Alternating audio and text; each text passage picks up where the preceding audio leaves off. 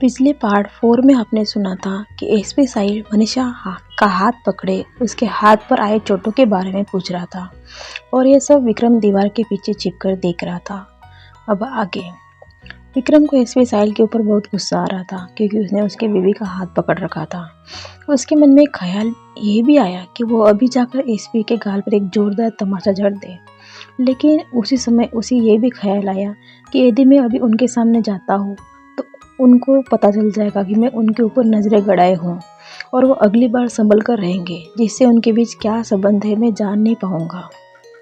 विक्रम वैसे भी संकीला था तो वो मनीषा के उसके दोस्त के साथ उसके कुछ संबंध है ये मानने लगा था। फिर मनीषा ने अपना हाथ झटकते हुए कहा, साहिल कुछ नहीं हुआ मुझे, आप जाओ। ये कहकर वो रोते हुए रसोई में भाग गई। उसे ऐसा भागते साहिल समझ गया कि मनीषा और हुकमसा का रिश्ता सही नहीं है। दीवार के पीछे छिपा विक्रम सोचते हुए अपने मन में कहने लगा कि मैंने इन दोया पर नजर रखनी पड़े। रात के समय विक्रम अपने कमरे में गया तो उसने देखा कि मनीषा कमरे में नहीं थी, पर उसके थोड़ी देर बाद मनीषा कमरे में आई और सीधे बालकनी में जाकर सोने की तैयारी करने लगी। तो विक्रम एकदम से बोल पड़ा, बावड़ी तू यो ही सोची मिले कई तो आगे जिंदगी बनी बालकनी में बेडरूम बनाई हुएगा। जी मैं स्थिति से समझौता कर लेती हूँ, और आपने ही तो कहा था कि मैं आपके बेड पर नहीं सो सकती, तो आपने मुझे बालकनी में सोने के लिए कहा था, तो इसलिए मैं रोज आकर बालकनी में सो जाती हूँ। आगे मनीषा ने उदास होते हुए कहा, आखिर मुखिया तो आप है, आपका महल है, आप चाहे तो किसी को भी अपने बेडरूम में अपने बिस्तर पर जगह दे सकते हैं और चाहे तो किसी को भी अपने महल अपने बेडरूम से निकाल फेंक सकते हैं। आखिर फैसला तो आपको ही लेना होता है। और रही बात मेरी, तो मेरी हैसियत ही क्या है आपके सामने। मेरे जैसी तो हजारों लड़कियां मिल जाएगी आपको, तो आपके बेड पर सोने के बारे में सोच भी कैसे सकती हूँ मैं। ऐसे कहकर उसने फटाक से बालकनी का दरवाजा बंद किया और छोटे बच्चे की तरह सिसक कर रोने लगी। विक्रम को आज मनीषा की बातें सुनकर बहुत दुख हो रहा था। वो अपने बेड से उठा और बालकनी के दरवाजे के पास गया और कहने लगा, मनीषा आई एम सॉरी, मैंने माफ़ कर दे, मैं दोबारा इस तरह थाने यूँ बात नहीं करूँ, प्लीज़ दरवाज़ा खोल दे। ये कहकर वो बालकनी का दरवाज़ा खटखटाने लगा, लेकिन मनीषा ने बालकनी का दरवाज़ा नहीं खोला। यह देखकर विक्रम को और गुस्सा आया और गुस्से से पैर पटकते हुए कमरे के बाहर चला गया। दूसरे दिन साहिल फिर हवेली आया केस के सिलसिले का बहाना बनाकर। वह महल में आती मनीषा को इधर उधर ढूंढने लगा तो उसने देखा कि मनीषा सुबह सुबह तुलसा जी को जल चढ़ा रही थी। जल चढ़ाने के बाद साहिल उसके पास गया और कहने लगा, मनीषा तुम डरो मत, मैं तुम्हारे साथ हूँ। मुझे तुम्हारा फ़ोन नंबर दो ताकि मैं तुम्हें फ़ोन कर सकूं और ज़रूरी हो तो हेल्प कर सकूं। तो मनीषा बोल पड़ी, मेरे पास तो मोबाइल नहीं है और मुझे फ़ोन करना होता है तो मैं हमेशा विक्रम के मोबाइल से ही करती हूँ। फिर साहिल कहने लगा, मैं यदि तुम्हें मोबाइल ला कर दूँ तो? फिर मनीषा कहने लगी, तुम अभी इस घर के लोगों को और विक्रम को जानते नहीं हो, तुम्हें मरना है क्या मोबाइल देकर? फिर साहिल बोल पड़ा, अरे मरना नहीं बाबा, मैं तेरे परेशानियों को दूर करने के लिए कह रहा हूँ। जितने विक्रम आ पहुंचा और साहिल और मनीषा को ऐसे एक साथ खड़ा देकर आग बबूला हुआ और कहने लगा, तो एसपी हमारे लुगाई ने आजकल ज़्यादा ही चिपकने की कोशिश कर रहा है। तो भूल गया कि अब ये मनीषा वो मनीषा ना रही जो थारी दोस्त हुआ करती, अब ये हमारी लुगाई मनीषा रानी विक्रम चौहान से। तो तू भूल जा थारी कोई दोस्त अटे रहे और कान खुल के सुन ले। दूसरी धन हमारी लुगाई बात करवा रही या मिलवा रही कोशिश मत करो, जो ना तो भूलिए थाने घनी महंगी पड़ जाएगी। ये बातें सुनते ही साहिल बोल पड़ा, जी छोटे हुकुम साहब, मैं दोबारा ध्यान रखूंगा, मेरे से गलती हो गई, पर आप जो सोच रहे हो वैसा कुछ नहीं है। फिर विक्रम उसके आंखें दिखाने लगा और बोला, तू उन्हें तू करें कई बात करें, हमारे घर सब बने हुक्मरानी सा या आप बोले है तो तू दोबारा बोलवा रहे, ध्यान रखियो। जी हुकुम सा कहकर साहिल वहां से चला गया। फिर विक्रम मनीषा के पास आने लगा। मनीषा विक्रम को अपने पास आते हुए देख उसे घबराहट होने लगी क्योंकि मनीषा उसके गुस्से से वाकिफ थी और विक्रम की तरफ लाचार नज़रों से देखने लगी। विक्रम मनीषा के एकदम नज़दीक गया, इतना नज़दीक कि वो उसकी तेज चलती हुई धड़कनों को सुन पा रहा था। उसके इतने नज़दीक आने पर मनीषा ने एकदम से अपनी आंखें बंद कर ली, पर दूसरे ही पल मनीषा को दर्द का एहसास हुआ क्योंकि विक्रम ने उसके कलाई को एकदम से कस के चिमटा देते हुए पकड़ रखा था। ऐसे वो उसका हाथ पकड़े कहने लगा, बावड़ी थारे आजकल ज़्यादा ही पंख उड़वा लागे थारे पंख काटने पड़ी। फिर दर्द में कहराते हुए मनीषा बोल पड़ी, यदि आप चाहते हैं कि मैं आपके दबाव में रहूं, आप जो चाहे वही करो, चार दीवारी में बंद रहो, तो ये तो मेरे से होने से रहा और आपको ऐसी लड़की नहीं चाहिए तो मुझे इस बंधन से मुक्ति दे दो।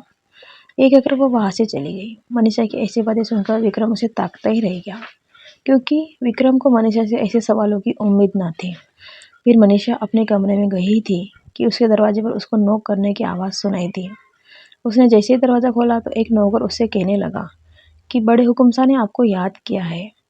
ये सुनते ही मनीषा जल्दी ही हुकुम साहब के कमरे में की तरफ बढ़ गई। जैसे ही मनीषा हुकुम साहब के कमरे में गई, उसे हुकुम साहब चिंतित नजर आए। फिर मनीषा जाकर हुकुम साहब को कहने लगी, आपने हमें याद किया। तो हुकुम साहब कहने लगे, बिंदनी, बहुत बड़ी मुसीबत आई है अपने घर में। विक्रम को कोई स्लो पॉइजन दे रहा है और उस स्लो पॉइजन का असर विक्रम के मस्तिष्क पर हो रहा है और इसे बंद नहीं किया गया तो आगे चलकर विक्रम की मानसिक स्थिति और बदतर हो सकती है। ये सुनकर मनीषा एकदम से बोली, हुकुम साहब, विक्रम को कौन स्लो पॉइजन दे रहा है और क्यों? क्या बिगाड़ा है विक्रम ने उनका? फिर हुकुम साहब बोले, ये तो मुझे भी नहीं पता बन्नी, पर वो कायर हमारे बीच ही है और हमारे साथ ही रह रहा है।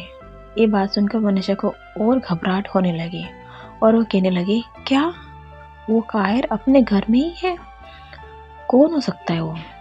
फिर अभी हम किसी पर शक नहीं कर सकते, लेकिन हमें सावधान रहना पड़ेगा। फिर मनीषा बोली, लेकिन हुकुम साहब, हमें तो डर लग रहा है। यदि हुकुम साहब को कुछ हो गया तो? फिर हुकुम साहब बात को संभालते बोले, बिन्नी, कुछ नहीं होने देंगे हम विक्रम को। थोड़ा धीरज रखो, सब ठीक कर देंगे हम। पर आप विक्रम का पूरा ध्यान रखना ताकि हमें उसकी हर चीज़ की खबर रहे। वो क्या कर रहा है, क्या खा रहा है और कहाँ जा रहा है, सारी चीज़ों की जानकारी हमें होनी चाहिए। नहीं तो ये मालूम नहीं कर पाएंगे कि उसको वो पॉइजन कौन दे रहा है। मनीषा ने भी हाँ में जवाब दिया। फिर मनीषा कहने लगी, हुकुम साहब, वो नया एसपी है ना, उसे हम इस बारे में मदद ले सकते हैं। तो हुकुम साहब ने भी हाँ कहा। फिर मनीषा विक्रम के बारे में सोचते सोचते वहाँ से जाने लगी। मनीषा अब सोचने लगी कि वो विक्रम की हर चीज़ पर ध्यान कैसे रखेगी। उस राक्षस से तो मेरा 36 का आंकड़ा है, तो मैं कैसे बात कर पाऊंगी उससे। ऐसे सोचते जा ही रही थी कि उसकी टक्कर सामने आ रहे विक्रम से हुई। टक्कर इतनी जोरदार हुई कि विक्रम आह करके जोर से चिल्लाया। फिर वो मनीषा को आगे देखकर बोलने लगा, बावड़े, तो आंखें ने बंद कर चले गई कि सब ने टक्कर मारती फिरे।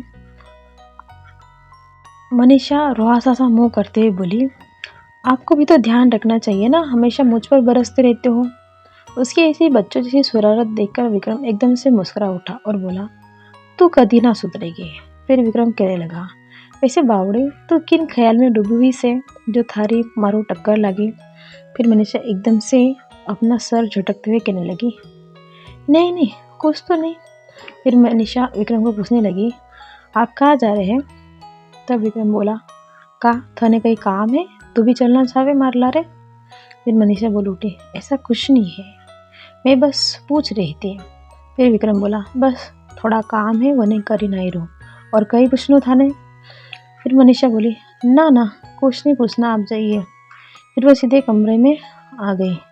इधर एसपी साहिल ने अपनी इंक्वायरी जारी रखी हुई थी।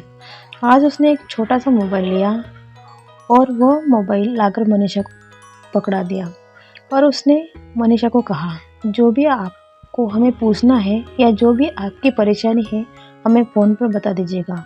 अब हम चलते हैं। यदि हमें छोटे हुकुम साहब दोबारा आपके साथ देख लिया तो हमारा राम नाम सत्ता कर देंगे। ये सुनकर मनीषा जोर जोर से हंसने लगी और वह हंसते हुए कमरे में गई। फिर मनीषा कमरे में जाकर ये सोचने लगी कि उस कायर का कैसे पता लगाएगी जो विक्रम को जहर दे रहा है। फिर मनीषा ने सोचा, यदि मुझे विक्रम को जहर से दूर रखना है तो मुझे उनकी हर चीज़ पर ध्यान रखना होगा। आज उसने निश्चय किया कि आज से वो बालकनी में ना सोकर विक्रम के साथ बेड पर सोएगी। जब रात को विक्रम कमरे में आया तो उसने देखा कि मनीषा उसके बेड पर सोई हुई थी। तो आज उसको मनीषा को अपने बेड पर सोते हुए देखकर गुस्सा नहीं आया, बल्कि उससे अच्छा लगा। फिर वो भी उसके पास गया, उसको अपने सीने से लगाकर सोने की कोशिश करने लगा, लेकिन उसे नींद नहीं आ रही थी क्योंकि मनीषा के साथ सोने से उसे अजीब सी बेचैनी होने लगी थी, ऐसी बेचैनी जो उसने काफ़ी साल में पहले महसूस की थी। फिर वो सोते ही मनीषा को निहारने लगा। उसके लाल गुलाबी होठों पर उसकी बार बार नजर जाने लगी। उसका जी करने लगा कि वो अभी के अभी मनीषा के होठों को चूस ले और उसका सारा रस अपने अंदर उतार दे। क्या होगा आगे? क्या मनीषा और विक्रम के बीच की दूरियां मिट जाएगी या कहानी में और कोई आएगा ट्विस्ट? जानने के लिए कहानी का पार्ट 6 देख लीजिए। धन्यवाद। यदि आपको कहानी अच्छी लगी है तो चैनल को सब्सक्राइब कर लीजिए।